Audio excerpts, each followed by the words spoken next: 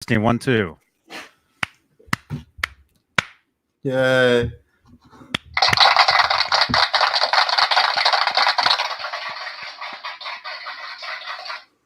Thank you.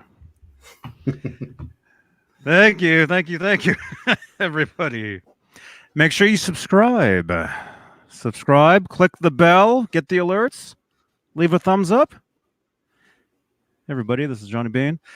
It is 8:13 p.m. Eastern Time, 5:13 Pacific Time here in Santa Cruz, where the sun has gone down.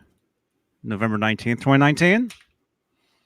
Welcome, everybody. This is Talking Guitars and 80's Metal Live. And in the house tonight, look at this. David Nesdall and John Mancuda. What's happening? On my face. Hey, man. The sun has gone down here, too, like a cheap hooker. Maybe if it's more organic, people won't get pissed off. Hang on. There we go. For our live audience. Welcome. There we go. When you clap just solo, it just sounds like you're slapping a salami on the desk. I know. Oh my gosh. It's like, what are they thinking in the audience? That's horrible. I remember we did a show one time. Oh, I don't know if Dave, if you were there. We did a show. It was Molly. Maybe I should name everybody that was there. But we did this show and it got so out of control. I had to delete it. It was gone. And it was like a late night show, but it was probably maybe a year ago, maybe a couple years ago. It's a preview for our New Year's Eve special this year. Let's see if we can top that one. It got so crazy, and it was insane. But what did you do with the wax covered sheep after the Amish people left? I don't know. But yeah, welcome. Welcome, everybody. Dave Nesdall. Hey, Dave. Hi. What's up, man? What's the latest? Nothing. Just sitting here doing nothing. So the usual. Jonathan Mancuda, also sitting here doing nothing. Hey, man. We're going to change that very quickly. We have a lot of metal news to talk about today. Like the cup runneth over. Uh-huh. A lot of stuff. Great show and tell guitar coming today. Mm-hmm. Hi, everybody in the chat. Yeah. Nice. Mike himself asks if I can get the action really low on this SG. Yes. You could probably slip 2 pieces of paper under this action. This guy, the guitar whisperer, he can get that action so low it'll be behind the neck. Man. That's talent. That's some low action. Yeah. No, Mike, Heath, Papa Blue, Mancuda has not moved in here. Well, all those boxes I put in your garage. There will come a time I'm going to unpack those. All that underwear you put in his drawers. It's going to be like when Barney moved in with Fred. It's going to be like that episode of the Flintstones where Fred goes looking for his chocolate cake, and Barney like cut a little piece and took the rest of it, and and then Barney takes the bed, and Fred's sleeping between 2 chairs that like collapse on each other. Mm-hmm. That happens. I know people. I know that person. I am that person.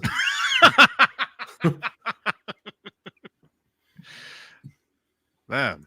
Dave's like counting down the days. He's got like one of those Wicked Witch of the West hourglasses in the bedroom. Just a big hourglass he turns upside down, and he's watching the sand go. And above it, it's gotten written, Mancuda leaving. Mancuda leaving. Wow. I guarantee, folks, this is going to be a show that ends at exactly 10:13 our time. So it's 2 hours and 0 minutes. Dave's gonna be like, okay, time to go. Yes. Well, yeah. Well, speaking of that, yes, at 10:15. We won't be here. We'll tonight. be off the air. tonight. I've got a premiere on the channel here. Oh, Yesterday I went up to Guitar Center, actually a couple different Guitar Centers, and I finally got to try those new EVH, the new EVH striped, not striped, the 5150 series guitars. oh, The ones that are not striped. so you did a whole review on it? Sort of. I did a video, and it'll be premiering at 10:15 tonight. Actually, it's on the channel. Actually, Nightbot already has it. John BL, is that on the air already? I love when everything goes to John BL. I don't even think he's here yet. How are we going to get answers? Siri knows nothing. Siri, tell us about that premiere tonight. There it is. Nightbot's got it. It's right there in the chat. So at 10:15 tonight Eastern time, click on that link, and it's bonus material for you guys tonight. Boner material. So, Yeah. well, you know, it's exciting stuff. We should get a John BL app because he knows so much more than Siri. It's like you ask John BL something, John like comes up with the answer like in a second. But like you ask Siri, it's like, Siri, where is the nearest 7-Eleven? I think you said Big Black Cox. Is that right? I hate Siri. She knows nothing. She's like Jon Snow, but as an app. She knows nothing. Oh, yeah. Yeah, you know, you got to be in the right, you know, if you're out of service or whatever, you know, won't connect and yeah, pulls up like the weirdest stuff. Mike Health Papa Blue wants to know, Dave, is the missus getting better or the almost missus getting better? Hopefully she's feeling better or she's feeling better. Yeah, she's still kind of in bed. She's, you know, doing her thing, trying to get better. But thank you. I'll let her know that you asked. Thank you, Joe Hervey, for your contribution. We appreciate that. Hey, Dwight. Cool. Hi, Dwight. Hey, Dwight. Hi, everybody. Johnny, do roll call. We got Gabriel Tone Guitars. Welcome. Joe Hervey 84, Fruitcake Tony. Mike's himself, Soda and Milk. Dwight Bailey. Jim Nicholas. Hey now. Hey now. Hey now. John, did you see I tagged you? Have you logged into your Instagram today? That's all we have in the roll call? That's it? Huh? Well, no, there's more. I tagged you. Speaking of hey now, I tagged you on Instagram and something. I didn't look at Instagram. I look at Instagram so little and I look at Facebook so much. But I'll look at it when we get off the air.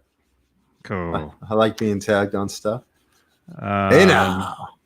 Zach Thong is here. Vinny 5150. Riley Morgan, Dwight Bailey, John Windsor, Steve Carmichael. Hey, man. Michael Collins, Thomas Santiago, Mr. BHB. Is that Bruce? Hey, dude. I think it's Bruce. Gary Tholander's here. Joe Wentz is here. Hey, Joe. Welcome, man. Mickey Settlemeyer. Gary Tholander says short attention span theater. That's not at all true. Ooh, is that a pick? Van Halen pick. This is very cool. This is great. Thank you. That's not mine, but look at that. Van Halen pick. Very. Oh, wait. We were doing roll call. I'm sorry. My bad. TWF 7847 is in the house. Ernest, is it Elson? Is here. James Gum. Basement Guitar Guy is here. Yeah, tell me about it. And the rest. Welcome, everybody. And the rest. Someone wanted to do a live show from my parents' house. Let's see. Michael Collins wants to do a broadcast from my parents' house. It's very hard because my dad's busy downstairs yelling at the Fox News screen. And my mom's busy upstairs worrying about me and did I have a salad today? And are my bowel movements regular? So it's very hard to. Riley Morgan, asks, how do you get Mick Mars's tone? First, you have to be 300 years old. I think that's a part of it. Is it's in Mick's fingers, which are basically bone and sand at this point from when he left out of the sarcophagus. Dave, do you know how to get Mick Mars tone? And it also depends which era, because he's changed a lot. I mean, he's on Fender Stratocasters now. He started on BC Riches, and he had an old Les Paul at one point, a Norland era Les Paul. Mm-hmm. What does he even play through? First, you have to tune your guitar a whole step down, so your E chord is actually D.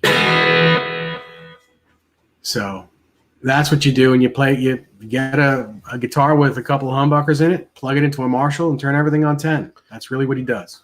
Do you think the fact that he's had a lot of his spine fused has anything to do with how the guitar resonates? No. Okay. So that's how you get Mick Mars tone. Pretty much. Mick's got great tone, and Mick is part of what we're going to talk about today, because we have just a shit ton of music news to go through, like just a bunch of stuff. So we might as well get it started with the biggest news of the day.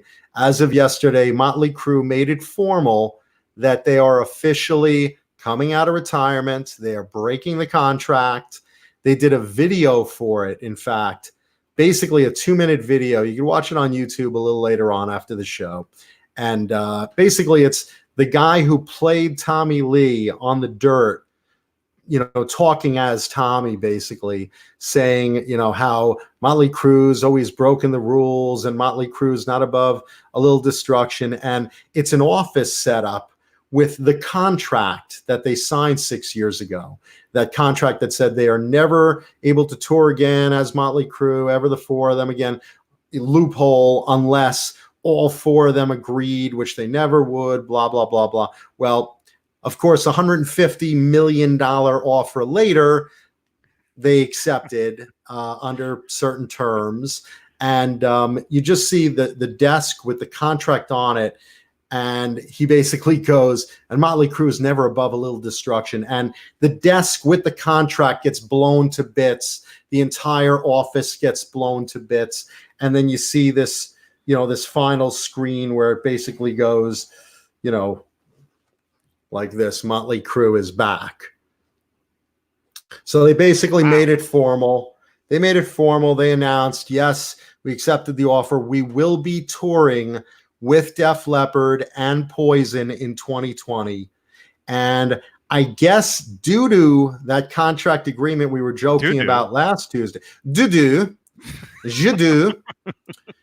they must be going by that agreement where Vince has to lose 40 pounds to uphold the agreement. So I can only imagine right now, Vince is like, he's taping up his feet and he's got a headband on, and you just see,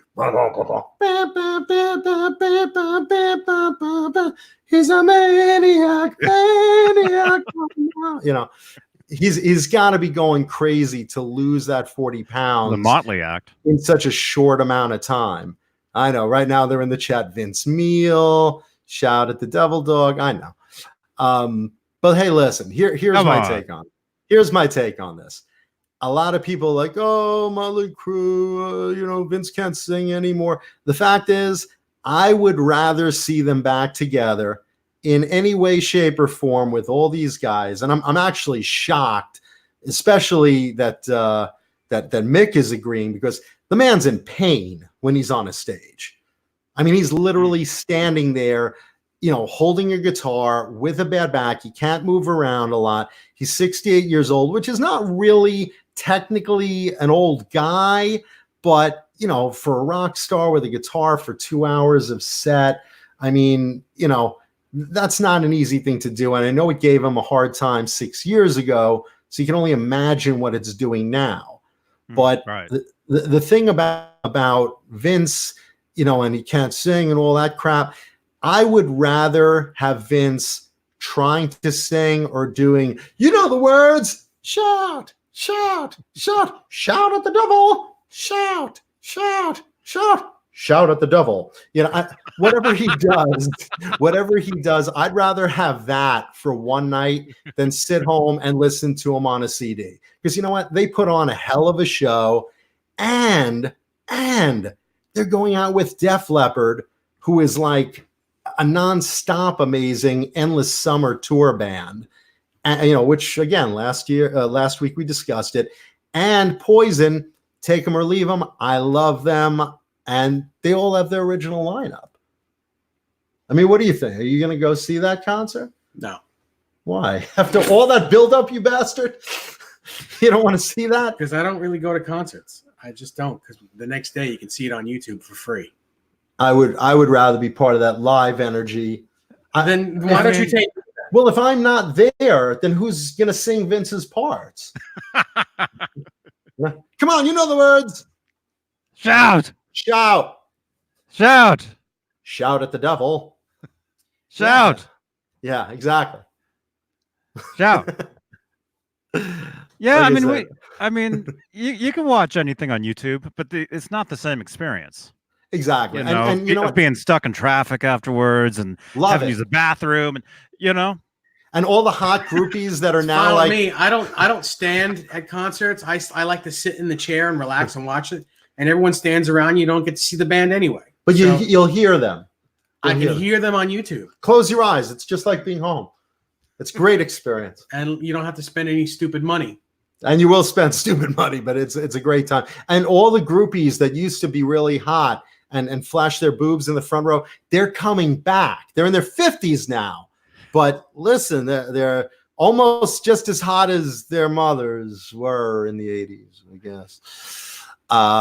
But the reason the Crue is explained, basically, I mean, I know the reason, the reason, $150 million, they're not stupid, but the real reason is the reason they're saying is that, since the Dirt movie came out, it's true, there is a whole new generation that now really has an appreciation for their music. Just like when Queen came out, all of a sudden their record sales boomed, their streams boomed, their downloads boomed, everyone's listening to their music again, and now they want to play for these people that like their music now and understand their story but never got the chance to see them live, and now they want to cater to that 18 to 40 audience. And Jim Nicholas wants to know, do you or John know if Mick still has the mirrored Kramer telly? I don't believe he does. A lot of Mick's old Kramer stuff went to the Hard Rock Cafe, with a few exceptions. I know the White Girls one went to his gardener, and that got passed around to a few different collectors. I actually know all this shit. It's amazing. That's because you want his guitars. Because I chase these guitars. I really do. So that's what happened to his Kramers. The Theater Pain one is in the Hard Rock Cafe. The black with pink girls is in the Hard Rock Cafe. A black and white one in the Hard Rock Cafe. But yeah, so that's really Motley's reasoning behind it. And there's so much polarizing back and forth between, oh, that sucks, Vince can't sing anymore, and Mick is going to stand there. Yeah, but you know what? I'd rather spend a night with the real Motley Crue in front of me than not do it ever again. I'll take them, even if they're half as good as they were. They're showmen. They put on a hell of a show, and I love that. Mm-hmm. Let's see. Fruitcake Tony says Mick is not going to tour, I hear. He is. They have to. They're all agreeing to that contract. Otherwise, the contract isn't void. So they're all agreeing to be the original lineup. That's the contract. So we're going to see Vince. I really want to have a reality show of Vince losing weight. The Vince weight countdown tour, because that's the T-shirt I want. It'll start in XXX, and then by the end of the tour, it'll be a small. So I want to see Vince losing that 40 pounds. That'll be fun to watch. So that's Motley. Again, Def Leppard with them, Poison with them. People love or hate Poison. I love them. Mm-hmm. I mean, what are your thoughts on CC and? Yeah, I like watching Poison. I think I'm not a big CC fan. I just don't like his tone. Okay. Good player. It's all right player. Good player. I don't like his tone really, but I mean, how can you say no to those songs? See, and I love his tone. I know it's not like, But you're an '80s guy. Yeah. I mean, you like all their stuff. I think it's more. I think with you, it's more the flash than the tone, than actually listening to their tone. No. I actually like CeCe's tone, even though I know for a fact I'm really in the minority about this one. And Tube Supio, I know which guitars CeCe's going to play. He's basically, for the most part, he's endorsed by GMP, which are those colorful Vs, round horn Vs he plays. Most of his BC Riches are gone. I own a couple of his old guitars. The Skull one is in the Hard Rock Cafe. The Dog P is like Flashman. Could have nah. Yeah. Riley Morgan, I would think that since you're 15 years old, you would probably have to take some sort of adult with you. Someone over 18, I believe. Riley Morgan, well done, man. 15 years old and you have good taste in music. Cheers to you, brother. Cheers from Bang Energy Drink. Bang. Sponsor of the Johnny Beane Show. Delicious Bang energy drink right there. Bang, bang. Okay. Great taste, Riley Morgan. It's like a shot in your mouth. Wow. Which will happen after the show. That's how I get to stay at Dave's house. 6 Strings and 10 Fingers is 11 years old. Oh my God. Are you really? Well, that explains a lot. No, I'm just kidding. Listen, I'm mentally about 8, and I'm hung like a 3-year-old. So, Oh my gosh. there you go. Crowbar says, Riley Morgan, if you're a girl, Tommy Lee will get you in. The Dog PA says, bang, endorsed by Renus Pinkle. Oh, is there an age? What do you call it? Age limit to the show? Is there like an 18 and up thing to concerts? I'm not sure. That's a great question. I mean, that sounds kind of weird to me. I don't know. I really don't know. I don't know. I don't date minors. When I was 11, well, I went with an adult. I saw Van Halen for the first time when I was 11. But like I said, I went with an adult. So, what if you have a real baby face? Do they proof you at the gate? Or what if you're like a family of midgets? We'd like to see Motley Crue. It like takes them 10 minutes to get over there, and everyone's looking like, are those kids or We're here to see Motley Crue. Shout at the devil. Oh. That'd be really funny. Michael Collins asked if I would go to see Van Halen. I've seen them so many times. I don't know that I'd go see them anymore. The tickets would probably be extremely expensive. I could spend that money on other things. Like what, for Van Halen? Like these. For Van Halen? Yeah. Oh, the Van Halen. If they come around again, the tickets are going to be ridiculous. There's so many rumors going around Van Halen. I don't even know what to believe regarding I don't Dave. think, again, I don't know that they're ever coming around again, but. I mean, here's the thing, and this is another news story. Eddie was hospitalized over the weekend for a couple of days, or just before the weekend, or on the weekend for a couple of days, and he's out now. And again, it was due to body disagreeing or rejecting some of the treatments. I don't know if it's chemo or radiation, whatever he's doing. His body, took a little shock to it, and he was hospitalized. He rested comfortably, and now he's back out. And again, all of us at the show, huge Van Halen fans. Eddie, if you're watching, of course, we wish you well because we've done it every time. Yes. And the thing about Van Halen right now, there are so many rumors of what is going to go on if they continue. If there is a future for Van Halen, if Eddie recovers and says, I want to go out, is Dave part of the band or not? Nobody knows. There's been, sites reporting that Dave was fired. Some other people are saying that's not true. And then there's, obviously Eddie, Alex, and Wolfgang, but will they go out as a threesome? Will Wolfgang take over singing? That's another rumor.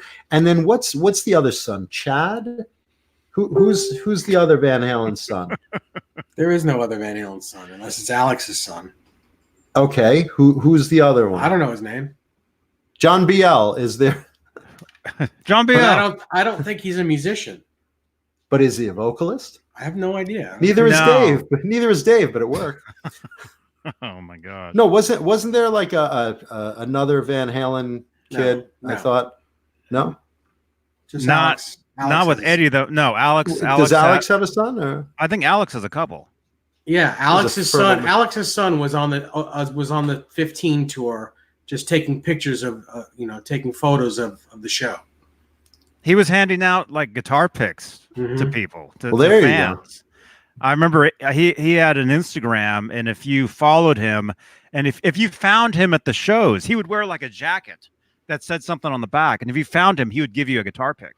I think that was the deal. Yeah. He would give you all the brown M&Ms they've been saving, and they have little VH logos on them. Hey, Carlos. Hey, Cameron. Hey, Chad. Hey, everybody. Hey guys. The Johnny come latelys to Johnny's late come. Oh.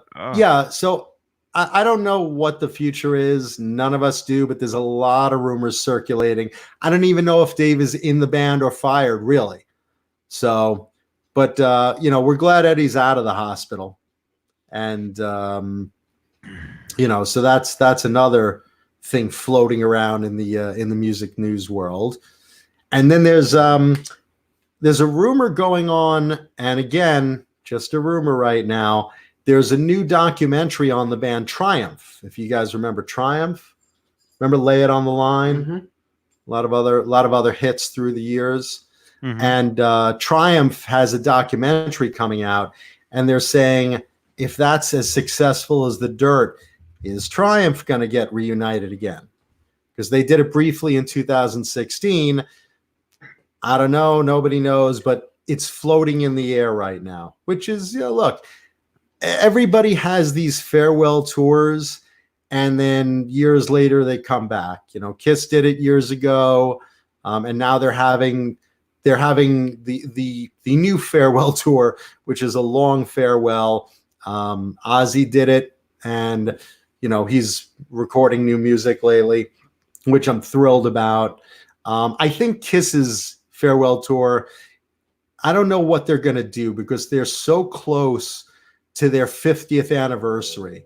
I think it's like 48 and a half years that they're at when they have their final announced 2021 final show. I can't imagine Gene not wringing his hands. Do you know how much money we can make if we go to a 50th farewell show?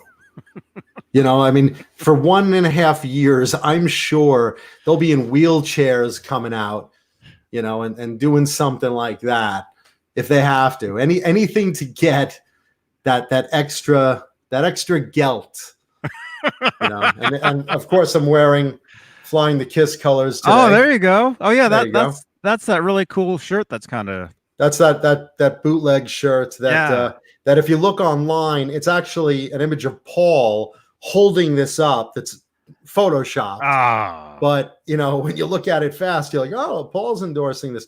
Paul would not endorse everybody being on this shirt, not for $1 million.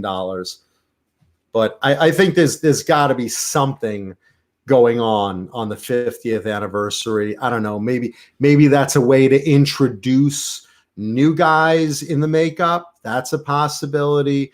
You could think anything, but you can't just let that go. Not for 1.5 years after you do your farewell tour. Not Gene, not Paul. Mm-hmm. Well, those guys. Well, a lot of these guys, they plan stuff years in advance. So I'm sure they have something. They probably have some sort of plan for that, I would think. I think they have the 2060 tour planned out for their grandkids in makeup. Mm-hmm. I think that one's already set. They've got the songs written. It's going to be Christine 70. That's the lead song. Yeah. Well, speaking of that, Winger really should change, that one song to 48 or whatever it is. She's only 17. You got to think about it. There was a time, or she's over 17. She's just change the lyric to she's over 17. She's 18 and legal. Yeah, you got Christine 16. You got what was the Beatles song with the age? Well, she was just 17. I saw her standing there. I saw her standing there. That was it. She was just 17. That won't fly today, kids. Back in the 50s and 60s, it was a different time. Yeah, well, when they were dating 13-year-old cousins, Yeah, and when our grandmas, got married at 14. Oh, that's true. That's really funny. Headstock Harem says she's only 57.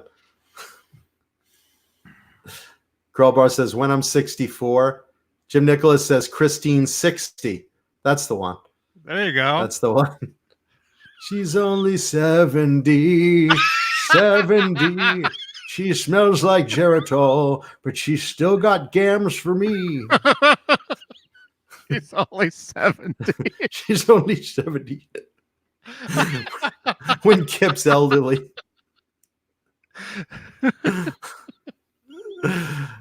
Yeah, we'll be all the geriatric. CC DeVille once told me, he's like, you know what I don't like about the fans now? All the hot girls that used to be in the front row throwing their panties on my guitar, now they're big bloomers, like a parachute. That's true. He told me that. I can only imagine this tour. This tour is going to be great. You got to be getting Depends thrown up on the stage. Mm-hmm. It's going to be nice. That is probably, I would say that is the ultimate 80s, tour. Those three. Oh yeah. Those three bands. I mean, those were the bands of the 80s, of the hair, the hair metal or whatever you call it. Yeah, I think that's definitely the tour to watch, the tour to, that one, and if the Iron Maiden Judas Priest get going. That I'd like to see. Oh my God. Both will have my money gleefully. Jim Nicholas likes the Pepperidge Farm guy voice. Back then, things were simpler. We played roll the hoop, and we saw Motley Crue back in the day. This was, of course, when they were a young, spry 68. That Mick Mars, he would move from one side of the stage to 2 feet from that same side. Oh, could he boogie? Wow. And that Vince Neil could cut a rug, and boy, oh boy, he would have the audience singing all together, because if they didn't, no one else would sing with him. I love that. Shout at the dildo or something. I forget what the song was. It was a long time ago. Yes, sir. He was quite a porker. Yeah, no, that's definitely the tour to watch. I mean, I'm gonna break the bank to get good seats on that one. I don't care what it costs. I just, how often do you get that opportunity to see in these days a bill like that? I mean, I guess every 5 years is the answer, but yeah. Well, with Kiss, every year.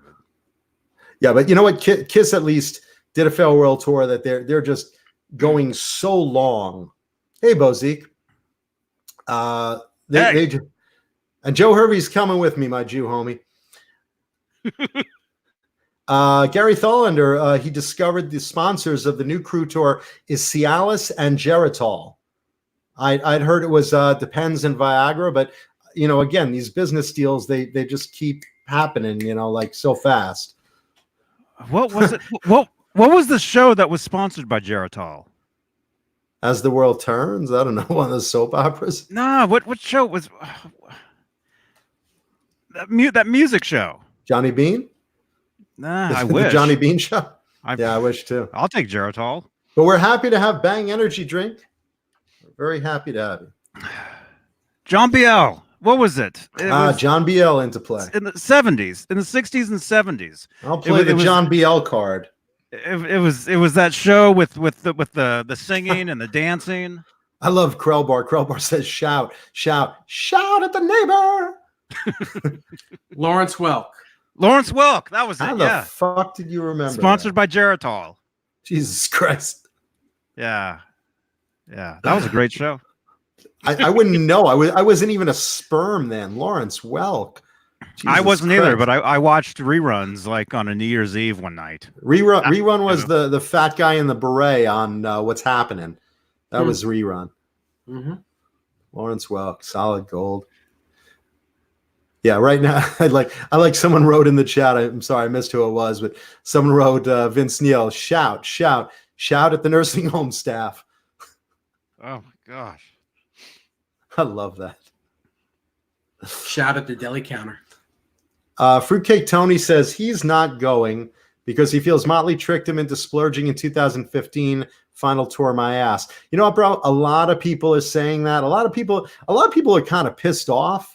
It's like, we thought you were gone for good. It's like, I'm kind of happy they're back, everybody. Look, I get it. They pulled one of, hey, we're retiring. This is your last chance, $500 a seat, whatever. And all of a sudden, bam, we're back. You blew $500. But you know what? They're great showmen. I'm happy to see another show. And again, I love that it's going to be with Def Leppard and Poison. It's going to be one fuck of a great lineup. I'm excited. I don't care if there's half singing, half recording. I don't care if there's dubbing over. I would rather have that live experience and just really enjoy the shit out of it. And for that matter, I hope that the Triumph reunites. They're one of those 80s rock bands. I always love them. Them. We were talking about Saga last week. Guys like Boston and straight ahead old school rock bands. Not really hair metal, but rock and roll from the 70s and 80s. I love bands like that. I'd love to see Triumph come back again. So we'll see how that goes. But with all that good news, that brings us to the bad news. It's time for, ladies and gentlemen, the Vinnie Vincent report. Dun, dun, dun, dun, dun, dun, dun, dun, dun. And now he's gone. He didn't show up. Okay, so as we all know, coming up very soon is the Vinnie Vincent Christmas Bash, supposedly at $500 a ticket for Vinnie to show up at the SIT studios and make homemade food and whatever his potato salad is, whatever he uses for mayonnaise. I don't even want to say. But, all I know is I don't think he's going to show up, and we've discussed this before. But that's not where it ends, because there's something new on Vinnie. Vinnie is now offering, get ready for this, hold on to your chairs, folks. Vinnie is offering the historic re-release of his 2002 instrumental CD for the mere cost, you sitting down, of $250 fucking dollars for a fucking re-release CD. My head is going to explode. My sphincter just clenched. And good luck to see if he sends it to you, because every other time you have ordered something from Vinnie, if you have done this, it has never shown up. He still owes people so much money for his boxed set and guitars that weren't produced and all this other stuff. But here we go again with Vinnie showing up or not, and Vinnie offering out a CD for $250 fucking dollars.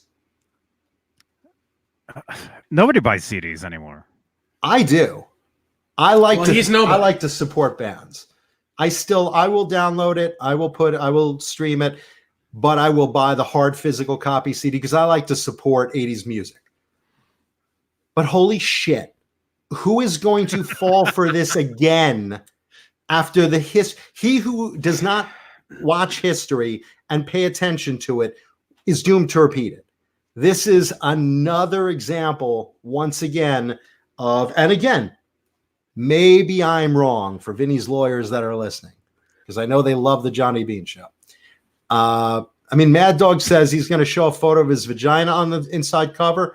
I'd pay $250 to see that. Okay. But Vinnie owes Fruitcake Tony $65. I'm sure he owes a bunch of other people in the audience some money. basically the CD offered, I'm going to read this here. He's accepting pre-orders for this historic re-release of Speedball Jam. And now, hold on now. It's not just the CD, so don't think you're just getting ripped off. You're getting ripped off to the CD and a limited edition autographed photo and a big guitar pick. What the fuck is a big guitar pick? What are you going to serve cake with it? What are you going to do with a big guitar pick? A big pick? Well, Jay has one of those. What, one of those big picks? He is a big pick, right? Yeah. Oh, Jay is a huge pick. It's like big black pick. If I was holding a pick like, that size to my head or whatever, It's the size of Jay's head? What are you going to do with it? Are you going to play a bass with it? What are you going to do with it? Is it like a boomerang frisbee? What are you going to do with it? Either way, it doesn't matter the size. It could be the size of a car. It's not coming. He's not going to deliver it. He's not going to deliver it.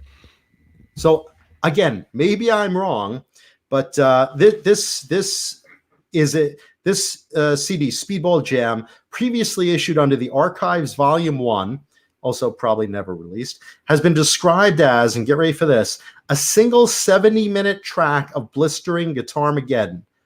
70 fucking minutes in one fucking song.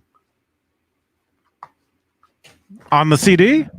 70 fucking minutes. 70. What? Yeah. So basically it's one So it's one song. It's one continuous song broken into 10 different parts. Like he changes the rhythm or whatever at a certain point, and now it's part 2. Then he changes it up, and there's a bass and drums playing in the background. That's part 3. But basically overall, it's super fast. It's just basically guitar masturbation. I mean, I heard clips of it, and I love Vinnie's stuff with Kiss. I love Vinnie's stuff with the Vinnie Vincent Invasion.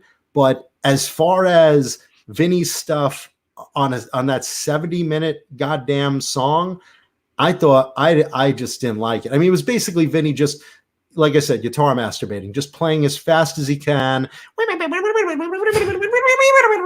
It's like. So have you heard the CD? Do you own that CD? I don't own that CD because no one owns the fucking CD. No one will own the CD. But I have not owned it, but I heard a chunk of it. I heard like the first 3 parts of it. Was it on a label? I think you could find it on YouTube or part of it on YouTube or whatever. But it's like there was only so much I could listen to before my head exploded. Literally, like I just wanted to go in the back and see how deep I could cut my wrists and still survive the experience. It's that. Again, my opinion may differ from yours. So I hope so. Yeah, maybe you like it. Like I said, I love his stuff with the Vinnie Vincent Invasion. I love his stuff with Kiss. I don't love his instrumental stuff. It's not like when you listen to Steve Vai or Satch or Eric Johnson or pick your favorite, solo guitarist du jour. I could listen to Andy Timmons for hours his solo songs. Speaking of Andy Timmons, thank you to Truth in Shredding website. They shared our Andy Timmons video yesterday. Thank you, Truth in Shredding. Truth in Shredding. Thank you so much. Yeah. Shout out to Truth in Shredding. We appreciate that. Yeah, great site. I've been following them for 10 years. Those guys. According to Rarebird's Rock and Roll Nest, the song is divided into 10 not very distinct parts. It's a subterranean sounding recording of Vinnie jamming endlessly. And I have to emphasize on the endlessly part. I can only take maybe 10 minutes of it. Endlessly on a lead guitar at high speed, sometimes solo, sometimes with the accompaniment of bass and drums. So if you've heard Vinnie's solo stuff, it's just a cacophony of shit. I mean, again, my opinion on this particular recording, normally I love Vinnie, not this one. And honestly, I think it's just another chance for Vinnie to screw you out of money. So do what you will. I'm just reporting the news. That's it. Dave, any thoughts? You said it. Dave Nesdall, everybody.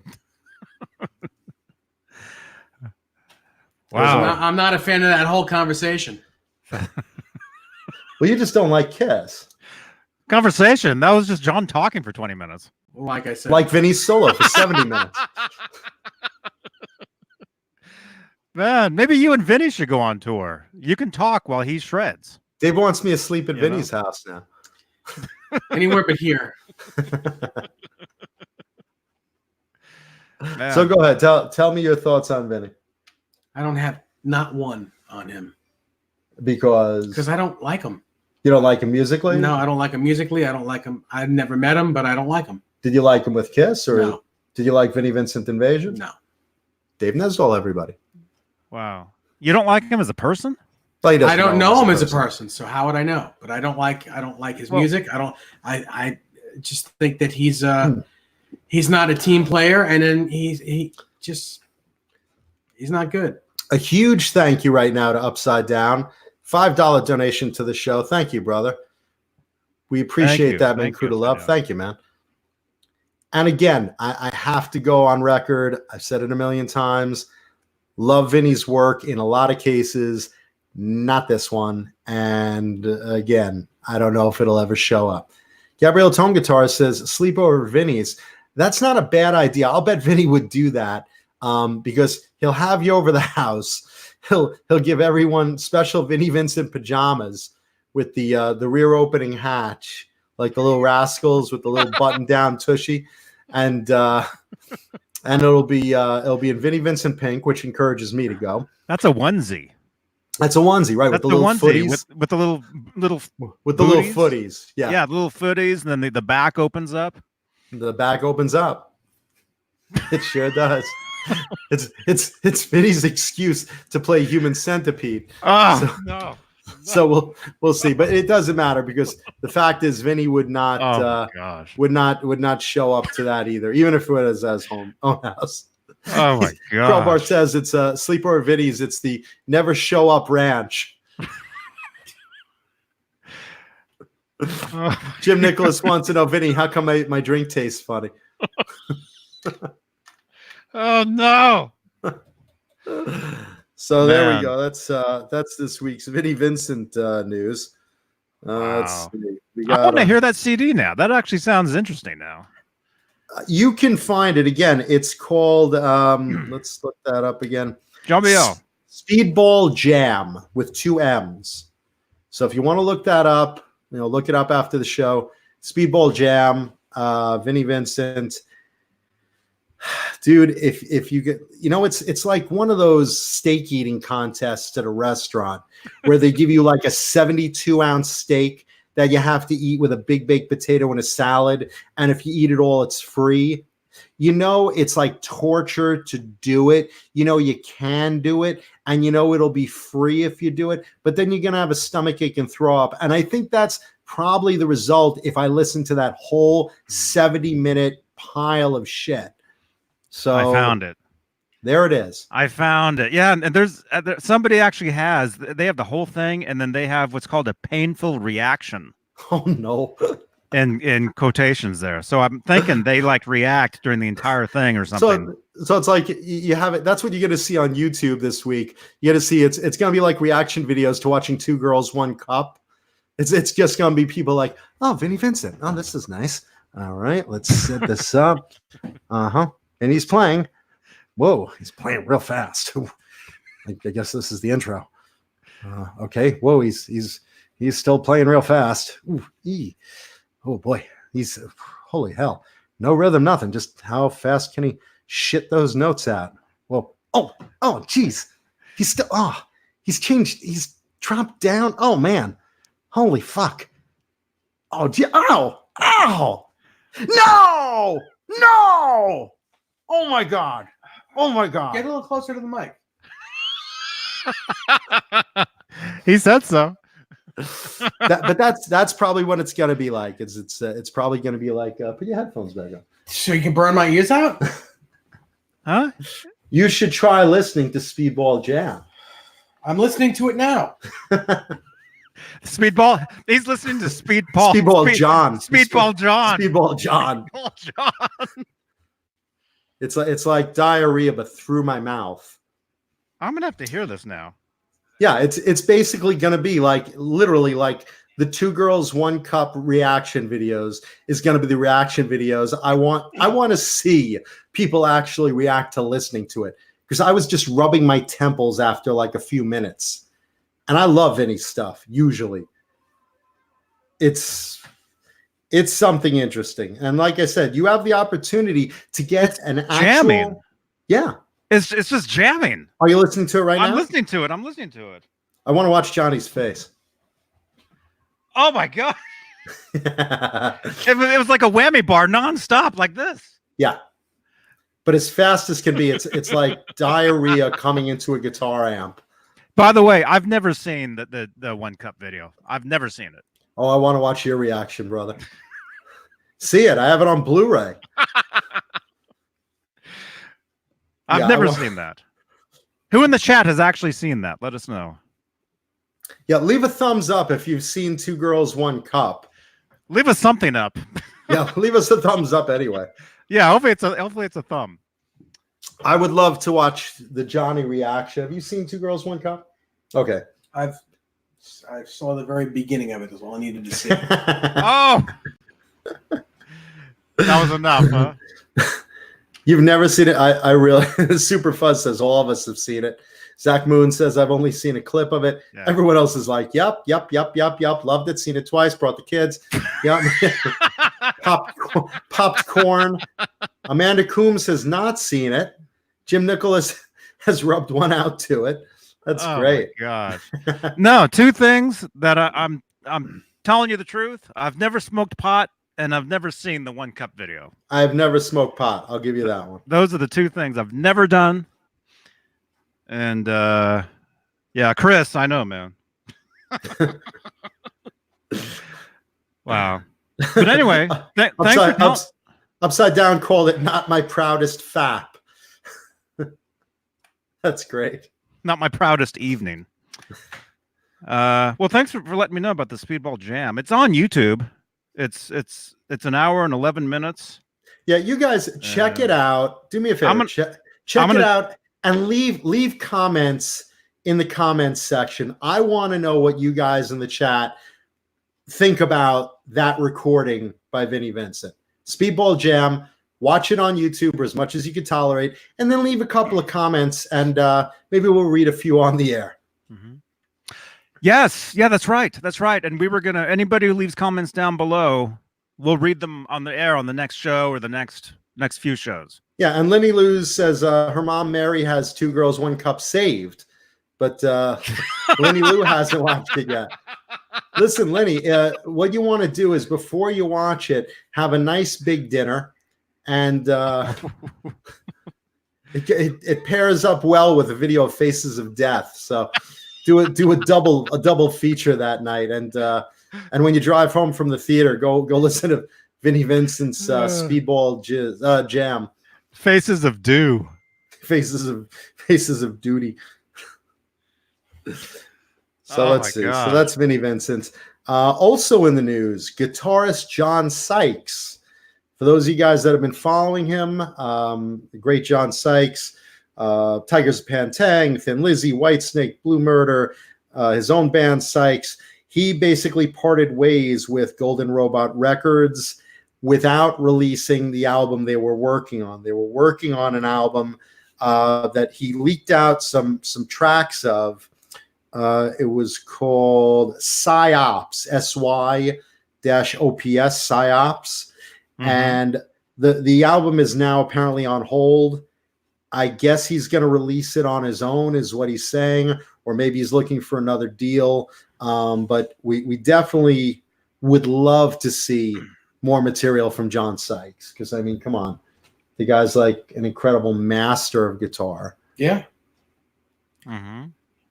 I think it's Whitesnake. You missed Whitesnake, by the way. I didn't say White. I thought I said Whitesnake. No. Yeah, no, I read Whitesnake. I don't think you read it, but okay. Let's say I said maybe I just wasn't listening. Tigers, Pantang, Thin Lizzy, like half the audience. Tigers, Pantang, Thin Lizzy, Whitesnake, Blue Murder, and his own band Sykes. Okay. Yeah. Let's see. So he's really obviously a great player. His solo stuff sounds, again, a lot like Blue Murder. It's really good stuff.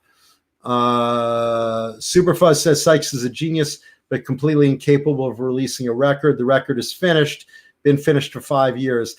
This one hasn't been finished for 5 years, but it was due to be released, and he has leaked part of tracks. So it is done. So I hope he just gets it out. I mean, I'm sure you're not going to sit on like a full finished product like that and just not at all get it out. I mean, the guy's active in the industry. He's just got to get, a new distributor, a new company, or whatever he does, self-releasing, whatever it is. Mm-hmm. Oh, you mean like Wolfgang Van Halen? Like Wolfgang Van Halen. That's exactly. Just sitting on a record that's done, doing nothing. Not only that, I mean, look at all the stuff Eddie's sitting on. Eddie Van Halen's sitting on how many tons of recordings that we'd love to have. Mm-hmm. Love to just get a little bit of it, Eddie. If you're not gonna go back out, can you just release some of that unreleased stuff? We'd like kill for it. Let's see. I think someday. I think someday we'll hear some stuff. You think some of the unreleased stuff? Mm-hmm. What do you think? Sore subject. What? I just think that they could be doing. If Eddie can't be doing it, they could be doing it. Other people in the band could be doing stuff. I just think that they're. What do you mean, solo stuff or? No, I feel like, especially Wolfgang's record. It's been done for what, 3 years now? What do you think he's waiting for on that? He doesn't want to like outshine something. I don't know. Tour or who knows? Superfuzz says it's been completely finished for 5 years. He's not active in the industry. He's been out of the biz for 15 years. No, man, he's been recording stuff. John Sykes, he's recorded stuff. Maybe I'm wrong on the amount of time that it was finished, but well, I know he's been working on stuff. Well, I mean, John Bulwer, you're about an hour and a half behind us, pal. What is it with John Bulwer that he comes in like it's like, hey guys, great introduction. It's like, hey, we're an hour in. Did you do roll call yet? Hold on, John. We're about to do it now. Johnny, what is it? Say your intro. This is Johnny B. You know what's really funny? Johnny could redo the intro, and John Bulwer will be like, "How come the show's only an hour? They ended so early. I don't understand." If we just restart for him, it'll be very funny. It'll just be. How far back is he? Is he like? It's like he's now talking about Motley Crue. He's on Motley Crue. We started with that. That was like, well, we're almost an hour in, so that was probably what, 40. Dog PA says, "Is Mancuda going to be here tonight?" Crowbar says, "So what's the news on Vinnie Vincent?"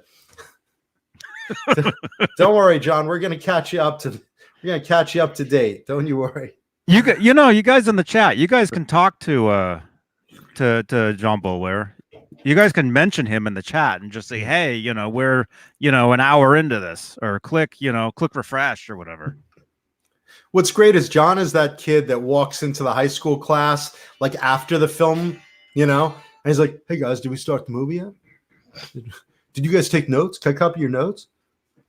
I'm gonna give you the Cliff's Notes version of the show. We're gonna get a stenographer and give him the transcript, so you can just like sit there and catch up. Oh, hey, that was a funny joke. Okay." Fabulous Disaster says, "So I skipped through the Speedball Vinnie Vincent thing. It sounded the same all the way through." That's right, Fabulous Disaster, but it's 70 minutes for $250 $50. Oh my god. Yeah. TG 1987 says, "I want the recordings that weren't released for Van Halen 3 and anything that was recorded for Van Halen 3 Volume 2. Hey man, even with Gary Cherone, I would love to hear more of Eddie's stuff. Who wouldn't? I mean, really. Mm-hmm. Mm-hmm. And yeah, the Gary Cherone, the second, what would you call it, Van Halen? 4? Volume. I don't know. You know, the next Volume record with 2. Sharon was supposedly was going to be like really good. You know, there was people out there that had actually heard it, and they were saying this is like really good stuff. You know, I remember hearing that way back in the day. And then our friend Chris is DMing me, and he's saying, ask Mancuda if he watched that Peter Criss video that you sent. Not yet. I have not, but I've there's a great video he sent me of someone basically impersonated Peter Criss. Donahue. Yeah. And Peter Criss comes out and confronts him. So I asked him to send me the link. I haven't watched it yet, bro, but I'm dying to. That's like the number one. If you YouTube Peter Criss, that's like the first video that pops up. That's a shame. That one. Yeah, I'm dying to see that. And Jim Nicholas asked, did anyone see the gear Dave Mustaine of Megadeth is selling on Reverb? For the most part, all the guitars were sold except for 2 of them to one guy. And that one guy did a video of why he bought all these guitars and how he got them all and what he's going to do with them. And it's basically a guy, I think he's in England. He's got a recording studio, and he's gonna basically rent them out to record with, and then eventually flip them for a large profit. So very polarizing on what he's doing with it. A lot of people are pissed at him. Some people, you know, I personally, look, everyone had a shot at it. They were thrown up on Reverb. This guy just pulled the trigger faster. I'm not a fan of flippers. I mean, if you buy guitars for yourself, use them for a while, and then, you know, flip it around, that's one thing. If you're buying them specifically to speculate, I'm not quite a fan of that, to say the least. But, you know, look, all's fair in love and war, and he got to him first. And you know what? Fact is, these aren't really even like the guitars that like he used back in the day. These are like all his modern stuff, his Deane stuff, and, you know, stuff he's used really recently. There's like really no vintage Jacksons or BC Rich or, you know, all his old stuff. I mean, he sold over the years, you know, so I don't really see the big deal over it, really. Is the stuff autographed? I'm sure he did, or he could have, or whatever. Or a COA with a signature? Yeah, I'm sure it comes with, you know, COA, DNA. He probably licks the neck for you. Fruitcake Tony wants to know, do I do any stand-up? I used to. I used to do it years ago, and then I basically just like doing stuff, you know, scripted stuff or improv in the show stuff. Do you do any stand-up and walk away? I could. In fact, I will at exactly 10:13. And not 10:14, because there's that Johnny Beane premiere at 10:15 that we don't want to miss. That we don't want to miss. The premiere is at 10:15, but you get until 10:17 because it gives you 2 minutes. Oh, which is I could have sex in between that. So, yeah, you could. At least I get my 2-minute stumpfing in. So that's good. Yeah, now I do sit down on the toilet comedy. That's what I do now. So that's John Sykes, and I'd love to, you know, listening to the clips, and you can listen online. Is that my cock? Oh, I don't know. I thought you were kissing toward my groin. Listening to clips from that John Sykes CD that again are on YouTube. I thought it sounded great. Again, very much like Blue Murder kind of stuff. Gary Thollander says you need to watch the guy's video. He's not renting them. If you're recording in the guy's studio, the guitars are there to use. Yeah, that's basically what I meant. I mean, maybe I put it wrong. When I say he's renting them, he's basically, you know, if you're in the studio, you can use them, but you are renting studio time. So I guess that is a correction. Thank you, Gary. Is he a metal dude? Is he like... He's the owner of a studio. You know, he's a businessman. Seems like a nice enough guy. He's got to be a huge fan of his to buy everything. Well, I mean, he says, I like Dave Mustaine, but at the end of the day, he says, look, this is a business. I'm going to, you know, have them in my studio. I guess as a feature of recording in my studio, you get to use Dave's instruments. and I'll rent studio time with these instruments to you.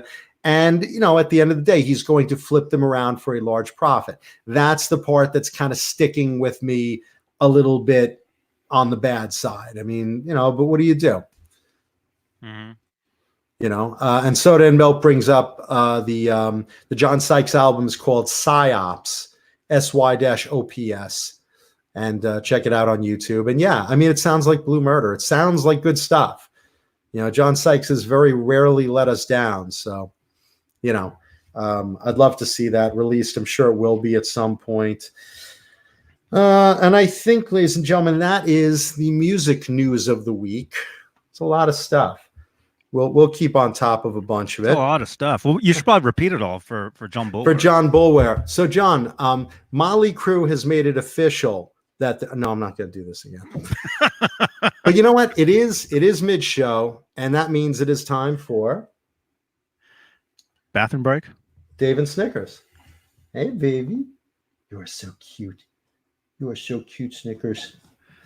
It is time for show and tell. So I brought a nifty show and tell guitar today. This one basically I got back in the day. This was an early. Well, is Jay watching? Is Jay watching? Jay. He said he was listening. Actually, Jay knows what it is already. I told Jay before the show what it was. We gave him a little preview because he's busy. I think that duck just moved. Oh, that fucking duck.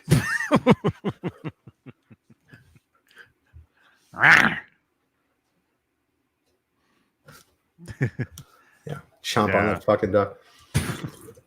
I don't eat duck. Do you eat cock? No. Bird is a bird. I mean, yeah. Anyway, today's show and tell guitar. I'm just going to show it to you, and then I'll walk you through it. 1987. Johnny? Where is it? This thing went off in my pants earlier. Really? Here we go. Zounds. Look at that thing. Oh, baby. Look at that. 1987. Hold on. Let me get a good thumbnail right here with Dave and Snickers. There we go. Got it. There you go. This is a 1987 really early Ibanez gem. This is one of the first 1,000 produced.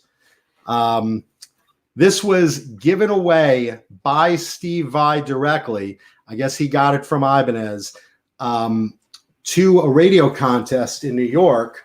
I'm going to show you the signature. It says, "Congratulations, WBAB Focus 2 winner.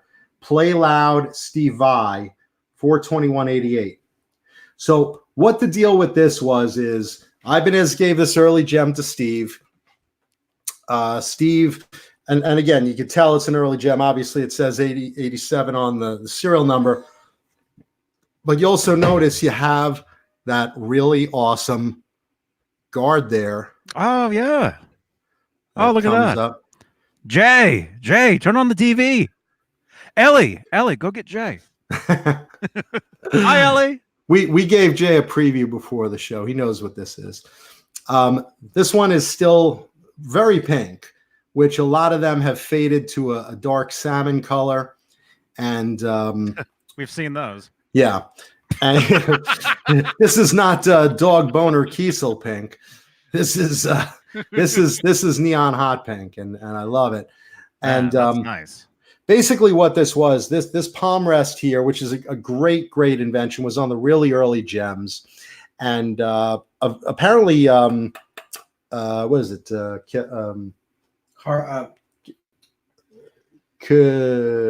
Kaler, thank you. Apparently, Kaler sued them because they actually came up with the idea first. So they made them stop producing it with them. But some of the early gems, really early ones, have this really cool palm rest on there. About 250 of them. Dave says 250. I'm going to believe him. And this really adds to those early gems. Really great. DiMarzio pink pickups. And of course, the typical, colored knobs and whatnot. Love the disappearing pyramids on the fretboard This has always been like a really great thing. And this was, you know, again, different than the Wizard neck. It's a little thicker. I like the feel of this way better than the Wizard neck. Love the color scheme of the disappearing pyramid colors. You know, the monkey grip handle, another Steve Vai innovation. Basically, after the Joe DeSpagni design guitars, and, you know, Steve wanted something he could, you know, of course, hold as he plays it with one hand. And let's see, headstock, nice and pink. Early Gem 777. And wow. I got this from the person who won it in the radio contest back in the day. It was a girl who didn't play guitar. And, you know, I was very lucky to get it. BAB, it was a local New York radio station, used to play a lot of rock in the 80s. Focus 2 is Focus 2 Guitars, popular guitar store on Long Island back in the 80s. And Steve Vai, you all know who that is. So there we go.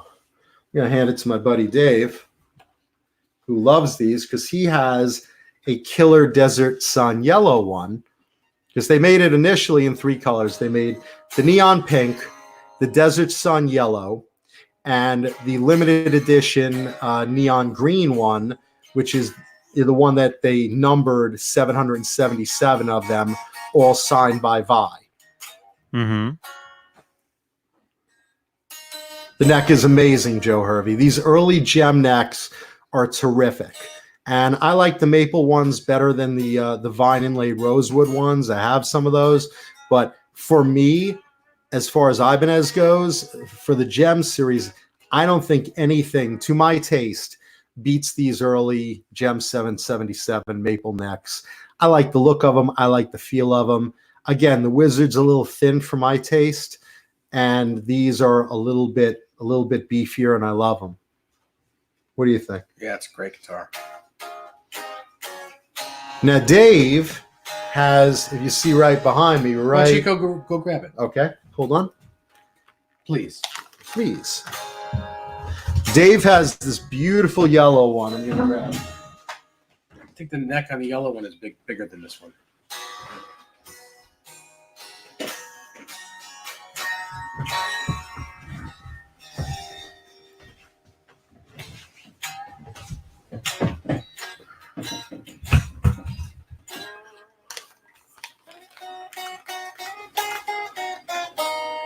There we go. I could hear again. Hey, John. Look at that bad boy. You were talking about me while I was... I know it's like, man, Creed is such a dildo. So hard with this duck camera. There we go. Perfect.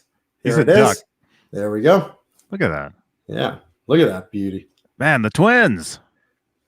Look at that together. You guys look at how pink his pickups are. Mine look like they're almost purple. You just need the triplet, man. There you go. Yeah, now I have a green one, but obviously I don't have it on me. But the green one was the like I said, one of 777 limited Steve Vai ones, and I was lucky to get that originally. Mine's number 144. You know, this is not Steve's handwriting. Only the signature is. Actually, I think it is. If you look at the handwriting on your yellow one, right, it's a lot different than this one. I have to compare it, but I can't imagine. No, it has to be. It has to be. I'm telling you, it's not. We agree to disagree. Okay. I can't imagine like someone else writing it. I mean, it even looks the same. Look at the P and the S. Absolutely, it's the same. What does the P and the S have to do with each other? Penis. Yeah, Steve signed that. I know Steve signed it. No, I can't imagine someone writing "Congratulations, play loud," and then leaving a space for Steve to finish the rest. Mm-hmm. Yeah. So who knows? I know. Okay. You know. I know. All right. Anyway. I think Dave's just trying to get that guitar from you. He is. No. He's trying to devalue it right now. No, not at all. This ain't actually signed. You know, Mancuda. Nope. Jim Nicholas says Pen 15. I'm not a pink guy. So Jay Hannon's Pen 15 Club. Yeah, Music Therapy Laz Let me see likes that the thing. yellow. I think they're all freaking gorgeous. These were back in the day, like the creme de la creme of guitars. I mean, in 1987 when these came out, and you saw these neon monsters on the wall, and Steve Vai is sitting there with David Lee Roth playing the shit out of them. You better believe that you wanted to try that. And that neck is so freaking comfy. Tessie Switch, hey Tessie, is a huge Gem fan, and he says, this is my favorite show and tell guitar you've ever brought. Thank you, brother. Wow. Now, does yours Awesome, have the palm rest? No, because mine is an 88. Yours is an 87. Okay, so this is like a little earlier. And again, the neon colors on some of them you'll see like really faded, and some of them you'll just see really bright. The pink ones especially faded a lot. I mean, this one's like probably like slightly faded from factory fresh, but I've seen like, ones faded to, Kiesel salmon, and Ew. yeah, not a pretty color. Let's see. Looking at the chat. Joe Hervey, these are collector guitars that need to be played because these are fun as fuck to play. These are really, really, really great playing guitars. Yeah, they are. Even the green one, like I said, I get it. It's, valuable and limited and blah, blah, blah. You got to play it. Same thing with if you get an early Universe, which is worth a lot of money now. You got to play them. I mean, they're too cool not to. I mean, how can you even have these in your hands and not want to like just enjoy the shit out of them? Really comfy neck, great tone. And again, I mean, designed by Steve Vai. I mean, the guy knows something about good playing guitars. Joe Hervey says, I'll drop tune them. Don't you dare. What? He wants a drop tune play them. He'll do chugging along.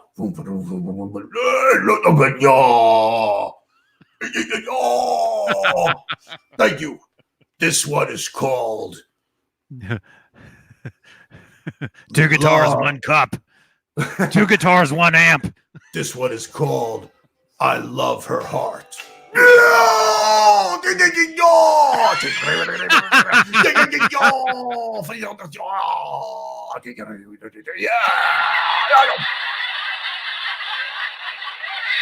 That's the ballad. Yeah, Cookie Monster. I always love that Cookie Monster. I would love to just literally have a Cookie Monster puppet come out with a metal band, with a thrash band, and they're tuned to, down tuned to whatever C or something. C sharp. Whatever it is. And it's like, oh, me love my macaroon. Cookie. Yeah, it'd be great. John Bulwer wants to know, have any of us tried to play the Sky guitar from Deane? Nope. Lee John Roth. I haven't. 2 cookies and 1 glass of milk. 2 cookies, 1 glass. Me dunk cookie. Oh, oh no. Look out, Dunkin' Cookies.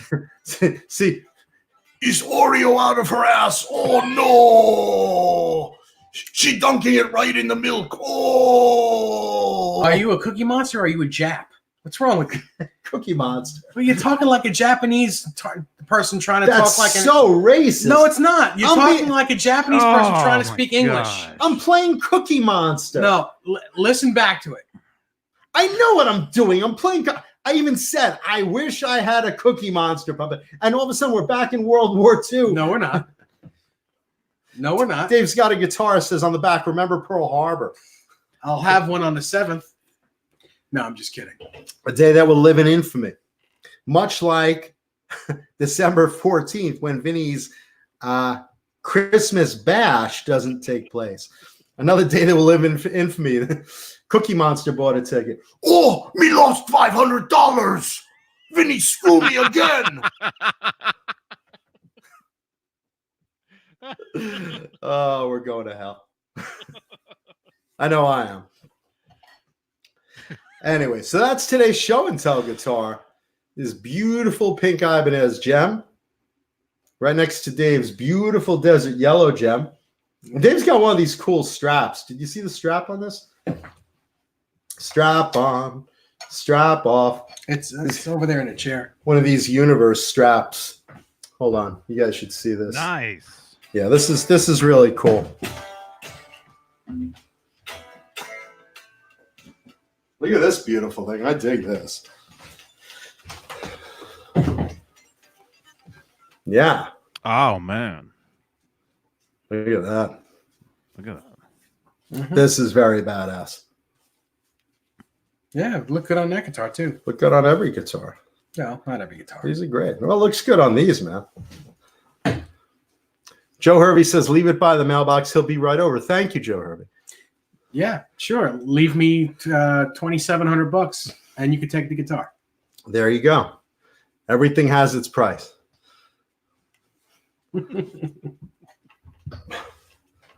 Are you okay? Yeah. Sound like you're about to have a heart attack. No, I was just burping. I'm trying not to be obvious about it. I'm not going to rip it out, but, you know. I'd like to rip it out. Try not to, you know.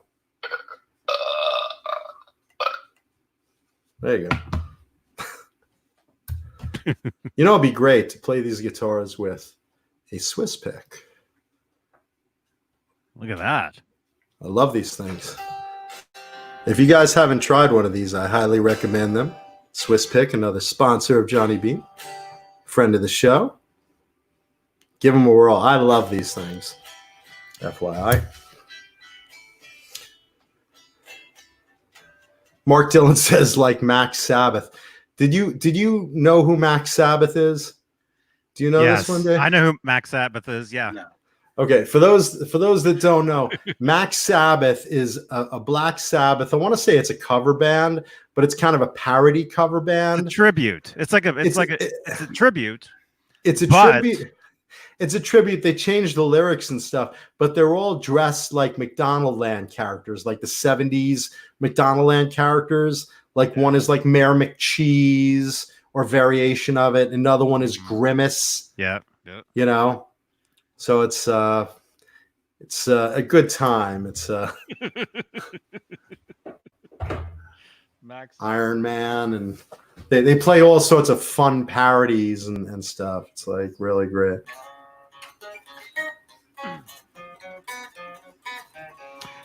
Yeah, bands like that used to be kind of weird, but nowadays people After Steel keep that stuff Panther, up, man. after Steel Panther, it's all good. Yeah. Yeah, there's been a lot of bands like that in the Bay Area here. You know? Like parody bands. Parody bands. There was like an Elvis tribute that was kind of weird. And then there was another guy who his whole band was like robots. Oh, that's fun. Like it was all robots actually playing the instruments. You know? Someone mentioned Vinnie Vincent would be good in Max Sabbath. Vinnie would be the Hamburglar because he steals your money. Oh my god. Mark Roberts says, hey, I'm new to your group, but I totally dig your videos. Thank you, Mark Roberts.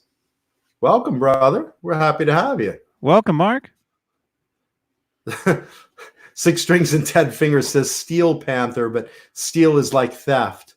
So that's Vinny, Steel Panther.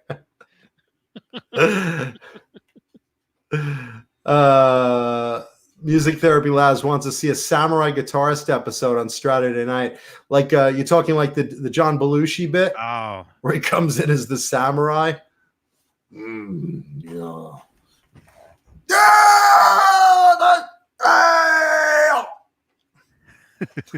Try to do that now, Belushi. I mean, obviously he's dead, but you know, with that said, try to pull that stereotype right now and run it by the censors. See how that goes. Yeah. Especially around December 7th. Yeah, that'll be great. The December 7th, the Pearl Harbor special, the Johnny Beane Pearl Harbor special. That'll get nuked within 5 minutes. I always love. Hey, speaking of TV stuff, I just want to touch on something you guys were talking about on Saturday. You were talking about TV and movie props, and for those that don't know, my day job is at an auction house that specializes in TV and movie props, screen used stuff. like from Star Wars, the spaceships, the lightsabers, all that stuff. So you guys were making a couple of errors. I just wanted to fix the record. You were talking about the Death Star. Everyone was wondering what happened to the Death Star. So the Death Star was the big ball Death Star was thrown out, and someone recovered it, but they left the dish, the radar dish.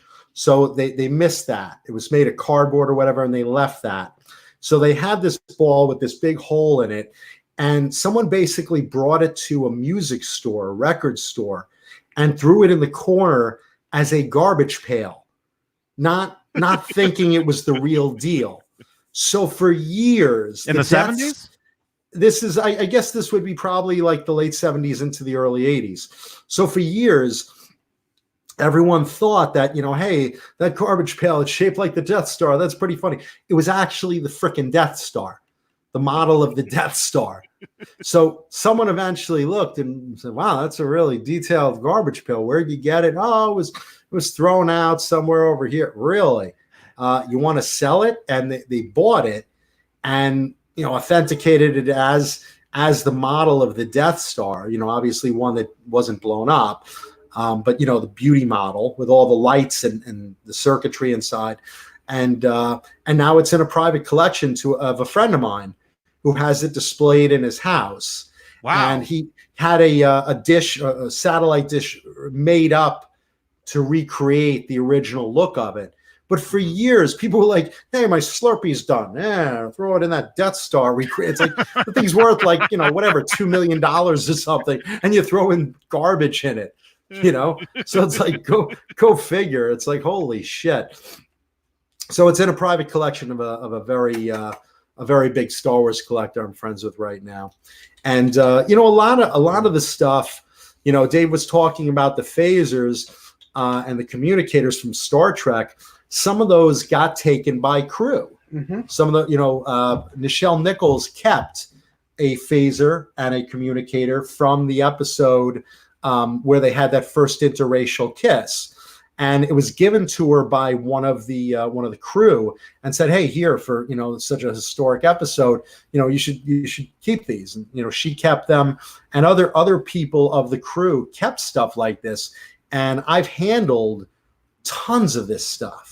I've handled original lightsabers and wow. phasers and whatnot, and of course there are also people that make these recreation copies and try to pass them off as real over the years, but it's all provenance where this stuff comes from. A lot of the pieces of the Death Star from the trench run, they're usually about yay big, and they're made of foam and board and miniature model pieces, and sometimes you see like a gun turret tower from a laser turret and stuff like that, and it just finds its way. There are people that dumpster dive. Look, when I was on Lost, I went into the dumpster when I first saw them like taking down some of the stuff. And I was in there with my buddy for like 2 hours going through shit and rescuing stuff that didn't make the Lost auction. There was a Lost auction, and with that said, ABC said, well, we have so much of this or so much of this, and this is too big. And, some people made a mistake and said, oh, are we supposed to save this or ditch it? Just ditch it. So in the garbage pail, there were like set pieces I was taking pieces of and stuff like that. And this was pieces going on. Of the plane, maybe? The plane itself was, a lot of it was left on the beach as a tourist attraction. But Profiles in History, the auction house that I part-time worked for, they were selling pieces of the plane, rows of chairs, chunks of the outside steel, 10 grand, 15 grand for a piece of the aluminum shell of the plane with the Oceanic logo. I have tons of props from Lost that I sell privately to fans and collectors and stuff.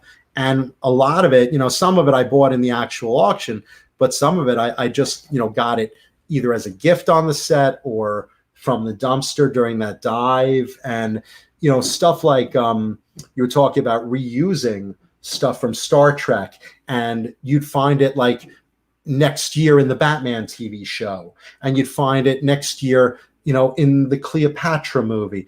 They constantly were reusing props in the 50s and 60s and into the 70s. There was a helmet from the Twilight Zone episode Soldier, or I'm sorry, the Outer Limits episode Soldier.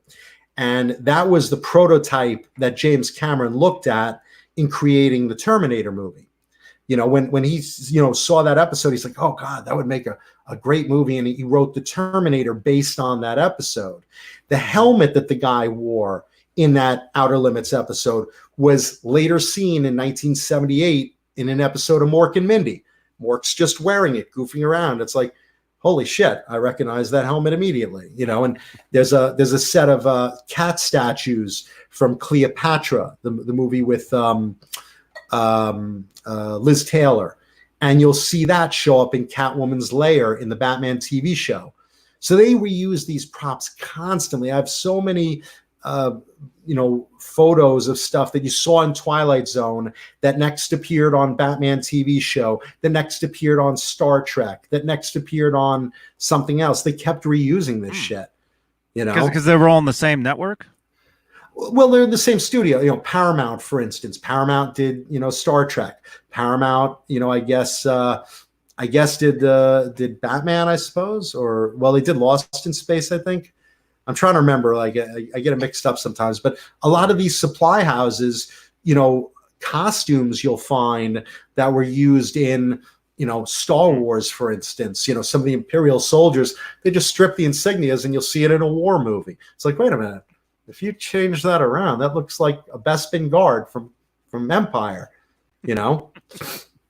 So to go back a little bit, these props that you sell from time to time, is that how you buy your guitar collection?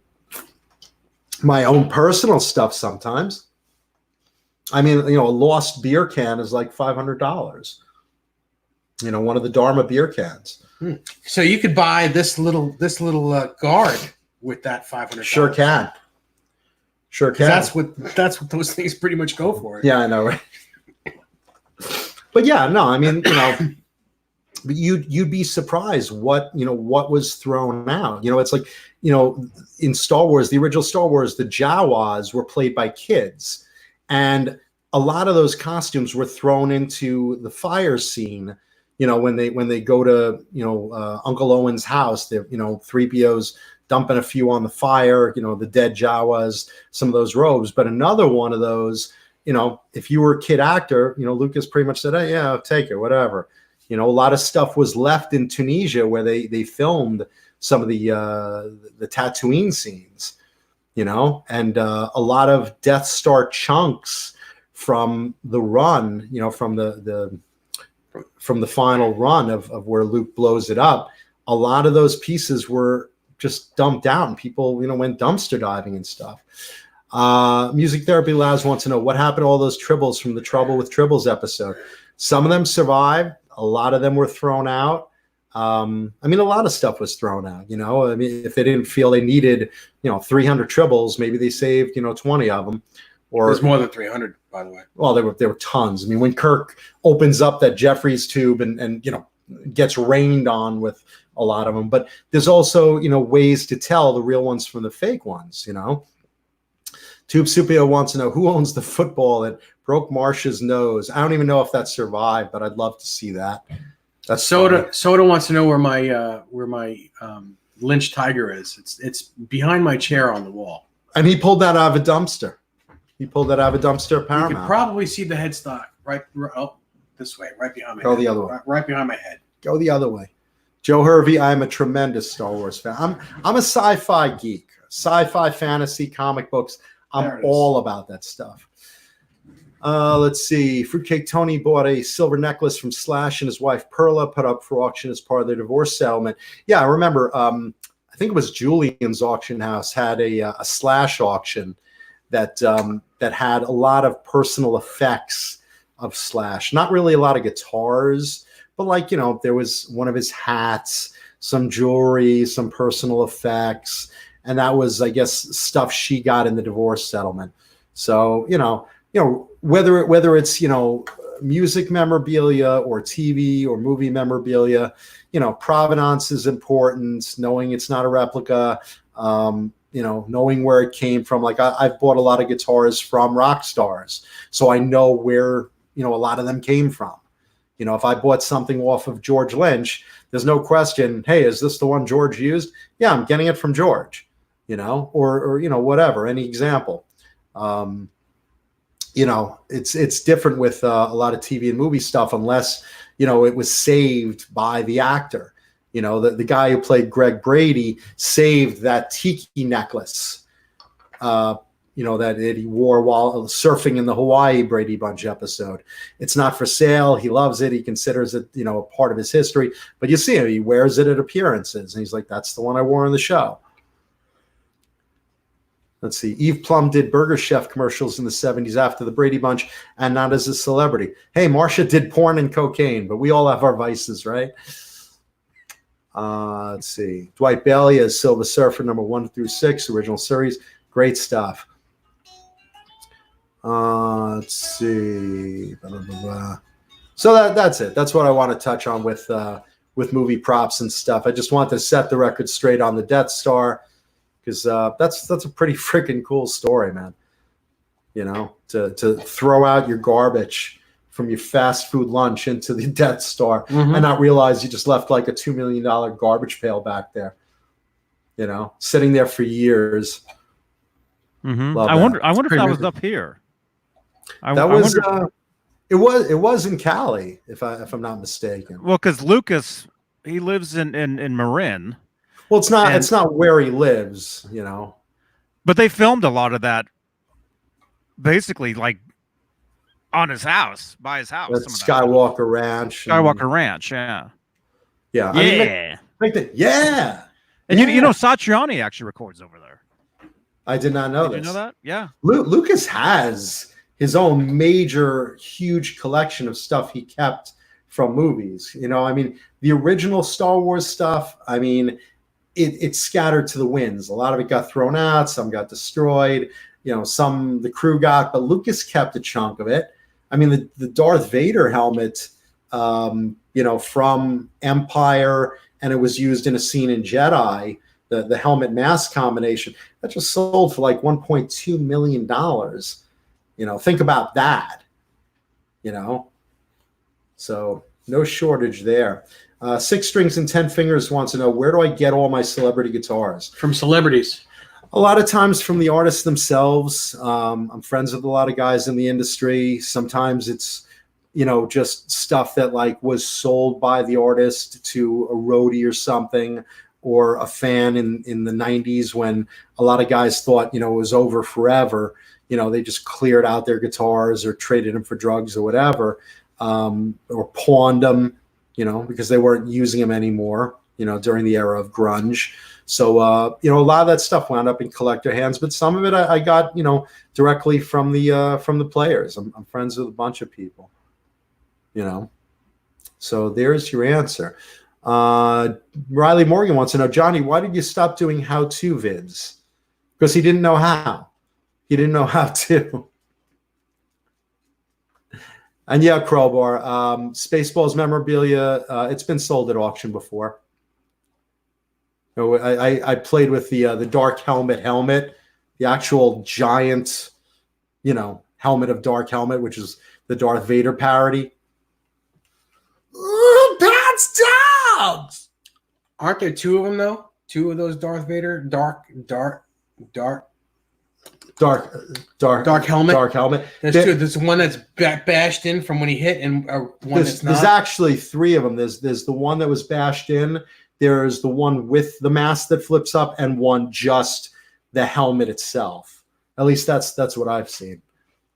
You have to remember, with props, they made multiples of a lot of stuff. For I have an Ankh, a giant wooden Ankh from Lost that was in the first scene that I ever filmed on the show. And I bought that at the auction because out of sentiment, I remember, being, wow, that's such a cool prop when I was filming it. So I bought that one, but there was also, once that Hero one once the director yelled cut, they took that hero one away and put up a breakaway one that, the character broke over his knee. And there were 3 of those. 2 were actually broken in filming, and one was halfway sawed through, and again, sold it at the lost auction. I don't think a lot of people know what the word hero means when you say hero. When I say hero props, that means the main character is using it. That's the one used for the beauty shots. That's the one you see the close-up of. That's the one the main character is carrying around all the time. Like, the main character is the hero. Yeah, and as far as like these things, the hero one is also the one that is fully operational. They usually, like, of the communicators, these things, I think there were 10 of them altogether. There were 2, the alpha and the beta, that were fully functional, like the bezel turned, all the lights worked, the sound that you hear in this one, that happened on all of them, on the 2 main ones. Those are the hero ones. Every other one where you don't really see the inside of them, you only see the guys talking like this. Basically, you see the outside, but there's nothing on the inside. Those are the breakaway or the throwaway ones. Or what's called static. Yeah. Meaning it's just a chunk of wood with a little screen over it that, you just see the front of. Yeah. And, sometimes they're foam. And there's the stunt ones. So, if some guy's running, he may be carrying one of those made of foam. Right. Or the same thing with the phasers. Some of them were hero, meaning it had the working electronics in it that you press the little button and it lights up like it's about to shoot a laser. Yes. And then others are just a chunk of wood and plastic. Like this. Or foam if you're running with it. And you could take this is phaser 1 and this is phaser 2. Phaser 2 being the full gun. So the hero props, the phaser 1, you could actually see them taking it. You could take, it would have been able to take off. But the other ones, it would be like pieces of wood or plastic. Some of them were made out of plastic. They were very shoddy made as well. They were very crude. Yeah. So that's basically it. And Vistalite is bringing up the Dukes of Hazzard. They had several 69 charges for the Dukes of Hazzard. Most of them were destroyed from jumping them. One was found on a guy's farm, painted blue and trashed, but still intact. Yeah, I mean, when you're talking like cars, Knight Rider. Oh, Knight Rider, there was a dozen of those. I've been in and driven some of those with different functions, ones that were, stunt ones, obviously had skid plates and were like hollowed out and whatever. And then there are beauty ones that have the full, detailed electronics and stuff. If you watch the sci-fi TV show that I was on for a couple of years, Hollywood Treasure, you can see a lot of things like, the Hero DeLorean from this, Back to the Future movie, or one of the Knight Rider cars we had, or a Batmobile, or things like that. So yeah, I mean, there are all sorts of little differences between those type of things. As far as that. Reza Khan, thank you, man. We are having a really good Gem Tuesday. Look at that. Put that up again. Up again. Look at those beautiful neon colors. Those are really great. Yeah, dueling banjos here. No, but these are just terrific. And again, the neck.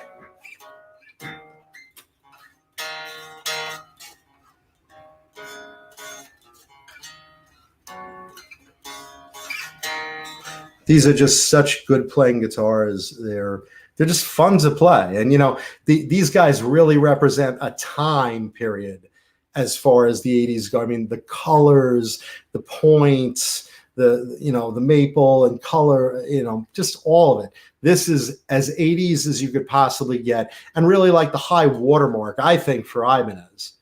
I mean, this was probably as good as you could think, right? Yeah, you can't get better guitars than this is from this company. Yeah, these were great.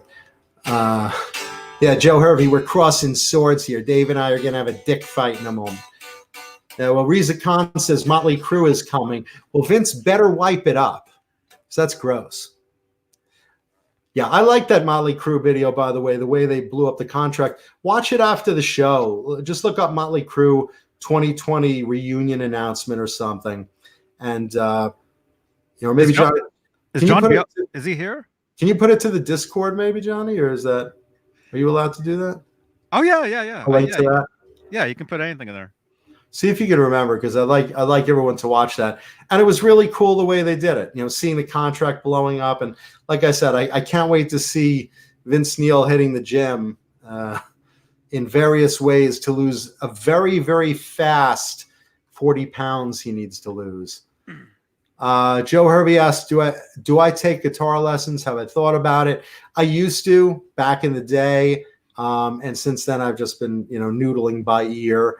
I wouldn't mind more lessons, of course, because, Dave having 20 something more years of a practice on me is 10 times a better player than I am, Just 10? Yeah, at least. and don't even get me started on someone like Jay, who's, doing sweeping arpeggios, regardless if he knows chords or not. I saw that episode. TFW asks, what would a gem go for in 1988? I would say $1,800. I was about to say my green one. I think I paid like just about. It was a little more. I think it was like 2,200 or 2,400, and then the regular ones. I think it went up. When you bought yours, I bought mine new. Yeah, I know, but your guitar is the guitar that I used to drool at when I went to Five Towns College. Well, the yellow one. No. Oh, the green? The green one that was hanging up in Focus 2. That was mine. In Belmore. Okay. At the Focus 2 in Belmore. It was hanging up on the wall. It was the only one that store ever had. It's probably the same guitar. And it was 88. And one day it was $1,899. And then the next day that I went in there, the price had shot up to, I don't know. $2,400? Yeah, it was almost $2,500. That's about what I paid at the time. And I, the funny thing is I had the money when it was $1,899. I was going in to buy the guitar, and then it shot up to that price, and I was like, I just went back to school. Couldn't afford it. Crowbar, I don't think they were ever as low as $1,299. No. I think the regular colors, the pink and the yellow, were, I believe, about $1,800 at the time, if memory serves. Yeah. They were definitely not selling for $1,299. Definitely not. And again, we were there. Alfie says, does blowing up a contract work? No, I mean, look, the blowing up of the contract was just for show. The fact is that contract had a legal loophole in it that if all 4 band members agreed to tour again, they would do it. But the fact is, after that final show, those guys didn't even talk to each other for years until the premiere of the Dirt movie.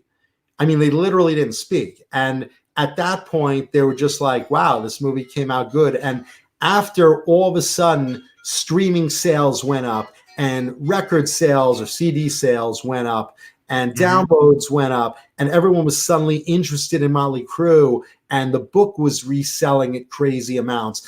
And they're like, wow, maybe we should exercise that contract. And, Mick was working on his solo record, so he wasn't interested. And Vince was already kind of tired, but, I don't know. I don't think Nikki was ever, saying that, hey, I would do it or whatever. And one of them was open to it. I think Tommy maybe, but all I know is at some point, someone offered them that $150 million and then they got on the phone and they were like, hey, listen, I know what we said, but $150 million, it's time, Wow. And by the way, Vince, you're going to lose 40 pounds. I'm sorry, what? What was that? You're going to lose 40 pounds. Say what? You got to lose 40 pounds. You're a fat fuck. And well, I mean, just to how long is their set? You got those what, an hour and a half? 3 bands. What are the bands again? Motley Crue, Poison. Motley Crue, Poison, and Def Leppard. Okay, now those are bands that have a lot of hit songs. These are all headlining bands. These aren't going to be short sets. This is going to be a very long concert. Right. Although who do you think's going to open? Who's going to middle? Who's going to? I'm sure Poison's going to open. It'll be Motley Crue, and then Def Leppard will be the headliner. I'm telling you, Def Leppard will be the headliner. Definitely Poison's going to open. I would. It'll be Poison, and then the opening local band. I'm wondering if Def Leppard and Motley are going to alternate, and I'll tell you why. I agree that Def Leppard's a bigger band. I agree that they're a constantly touring band. What I'm thinking right now is because of all the hype around Motley Crue, I think they might alternate or something like that, or share a bill. And if Motley Crue is coming back to do this, it sounds like Motley Crue would be the headliner. Maybe they're going to be Motley Crue as in Road Crew. Hey, Mick, bring Phil Collins guitars over here. Mick, over here. Vince, come on, man. Do a sound check. Yeah, they're not playing at all. They're the Crew. C-R-E-W. It's Motley Crue. They're getting $150 million to load gear in and out. Fruitcake Tony will have those T-shirts. Fruitcake Tony has said the value on his Motley Crue tour memorabilia is about to plummet. Listen, Tony, you better get that on eBay right now. Get that stuff going. 6 strings and 10 fingers. If you dangle $150 million in front of Vince, he's going to do it, and then after he can buy as many Happy Meals as he wants. Oh, come on, man. That's funny though. Well, yeah, but also he really does need to get into shape to be able to tour. Or not necessarily not tour, but just to be on stage. Didn't he almost drop dead when he sang with Sammy Hagar last year? He was heavy. Didn't he I thought he kind of dropped to the ground. I kind of remember that. No? He's heavy. I thought he did. I mean, look, if you're going to do a real serious long-term tour that I think these guys are going to do as they're promoting, you've got to be in fighting shape, because that's grueling. You're going to do all these shows on the road. I mean, that's a lot of exercise, and you've really got to be in shape, especially when you're at an older age. I mean, Well, with bands like that, it's not necessarily, I don't think it's the traveling, because they'll have the private jets. Everything will be taken care of for them. All they have to do is show up. Poison's driving. They've got a Hyundai. Well, maybe driving. Poison has to. They're in the back of the van, but Def Leppard and Motley Crue, they're definitely the only thing they need to worry about is that 2 hours or 2.5 hours on stage. Yeah, and again, with these long sets under hot lights, you're gonna be running around, and there's gonna be a high energy show. Again, you're going to be, someone like Bret Michaels, he's conditioned. He's in fighting shape. Someone like Joe Elliott, he's conditioned. He's in fighting shape. He never stopped. Because they never stopped touring. Joe Elliott, they've never stopped. But Joe, have you seen Joe Elliott lately? He's got a little tummy as well. I think he wears a girdle because he's got a tummy. A little. Look at him. Who, Elliott? Yeah. He's not thin anymore. He's not young anymore. I mean, look, But look at Phil Collin. Phil Collin, he still plays shirtless because he looks amazing. My arm is still sore from bumping into him at NAMM. Johnny got mowed down by Phil Collin at NAMM. He bumped right into me when he was coming ran through you. Yeah. Yeah, I was surprised he had a shirt. Man. I was surprised he had a shirt on then. Walking through listen, if I look like Phil Collin, I'd be walking around like 24/7 without a shirt. Him and George Lynch are so shredded at an older age. I mean, God bless them, But I mean, Jesus Christ, it's who wouldn't? Mm-hmm. Yeah. I would definitely, but Vince has to get in shape just for his own survival. I mean, just so he's not, huffing and puffing across the stage, at a show like that, I carry my Christmas. Sing. Yeah, no, I mean, he's gotta, We're about 7 minutes away from your premiere. Awesome. Are you guys excited? I got a boner. And look, if anyone was going to kind of be on the fence about that tour, I would say it was Mick Mars, because just health-wise, he's in constant pain.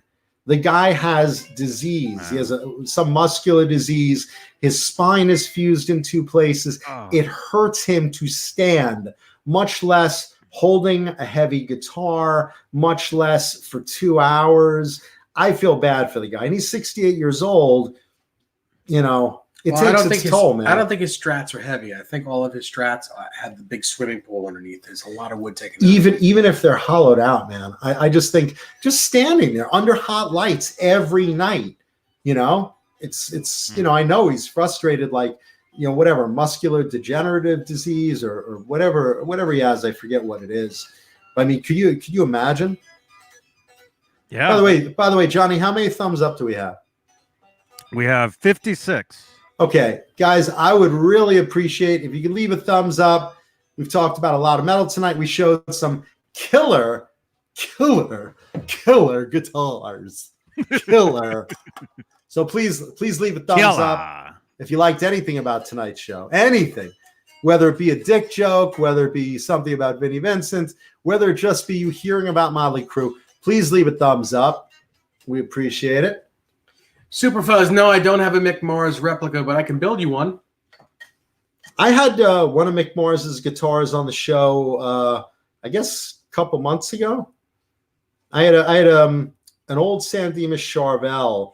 It's like a trans orange Stratocaster that originally belonged to Mark Diglio of XYZ that wound up going to Mick Mars, and Mick used it to record a good percentage of the Motley Crue self-titled CD with, and it wound up going to another two collectors and down to me, but that's it. So yeah, I've had a Mick Mars guitar, and look in the archive, and leave a thumbs up and subscribe, because I know a couple of you guys are new today. Let's see, 6 strings and 10 fingers. Ankylosing spondylosis, I can't even read it, is what Mick has. It's a condition where the bone fuses inside of his spine. That's two places of his spine and hips, so it makes less movement and hard to bend, and or hunches him over, basically. Yeah, that's basically it. So I don't know the technical term or whatever. Riley Morgan wants to know, are Kramer Telecasters rare? No. I mean, Mick had a bunch made, and they made model runs after him. So, I mean, I wouldn't say they were rare. I'd say uncommon. Mm-hmm. I mean, because he got, tons of Berettas and Pacers back in the 80s. The Tellys pretty much came into play, I think, in popularity when Mick started playing them. And even then, they still didn't outsell Berettas. But they're around.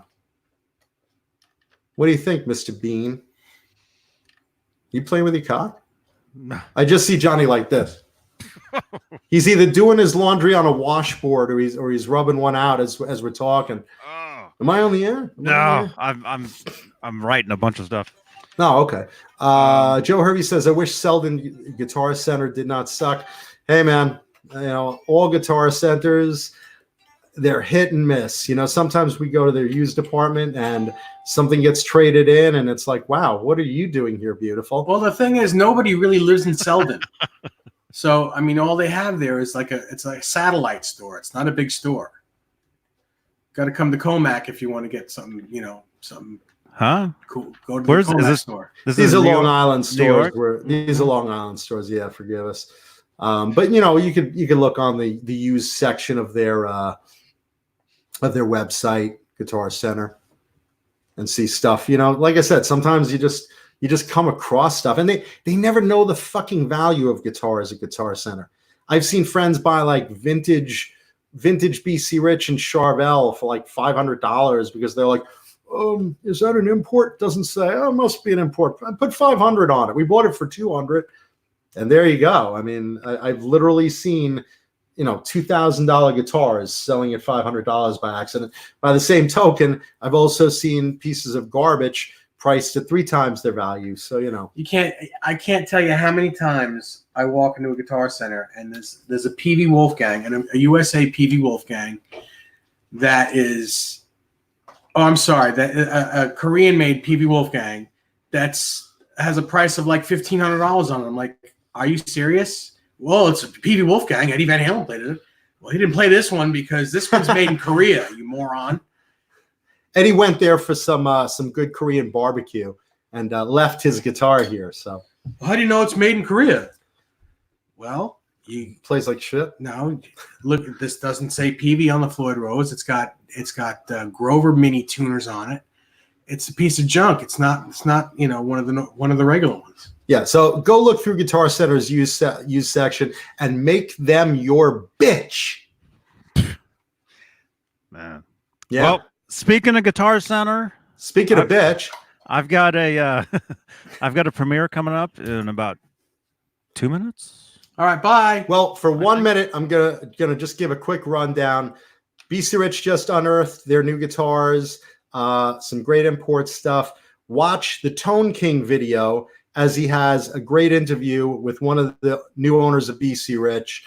And I just want to give a shout out to Tone King, who we love, friend of the show. Great interview. Check it out, and see maybe a new BC Rich is in your future, because they've got some pretty cool stuff coming out, and we'll examine that after we personally try them out in stores, and we'll let you guys know.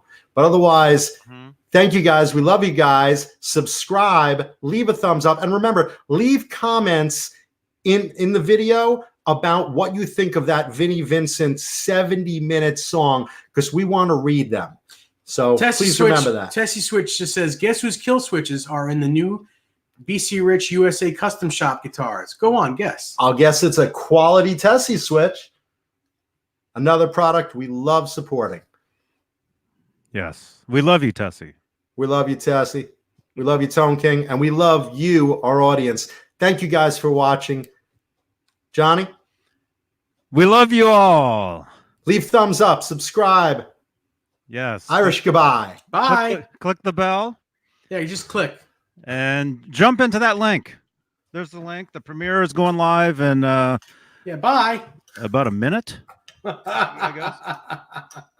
No, I'm just kidding. And it's a live premiere, so I'll be in the chat with you guys. So watch it. Leave comments, leave thumbs. We love you. See you next week. There we go. Well, let me see. Ow, sorry. Oh my gosh. Wait, where am I? Okay, we're still live. I got the Discord open. Oh. Remember, we can shortly. Okay, here we go. Oh. Starting. You guys have 2 minutes to get in there. They give you 2 minutes. Right now, Neil Young is talking. Neil Young is that talking. guy's still alive? I didn't even know. Yeah. It's going back to 18. Oh, there we go. You guys got a minute 30? I'll jump in there with you guys.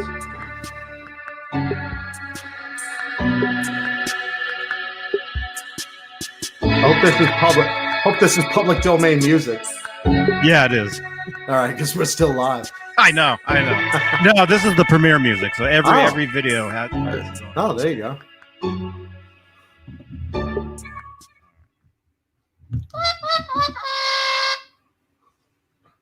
All right, you guys got a minute. We got sued. Hurry up and have sex, and then go watch the premiere. Got 23 people in there. Everybody jump in. I had a fun day yesterday, and this is just a snapshot of my day yesterday.